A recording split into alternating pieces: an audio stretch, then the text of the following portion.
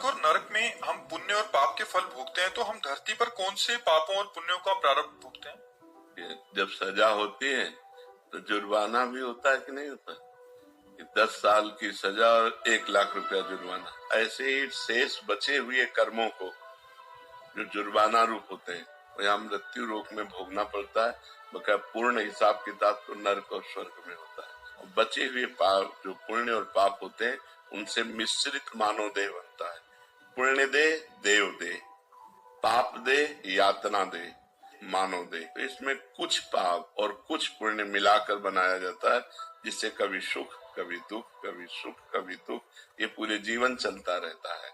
लेकिन देवलोक में दुख नाम की चीज नहीं है, नरक में सुख नाम की चीज नहीं है। यहाँ सुख और दुख दोनों है।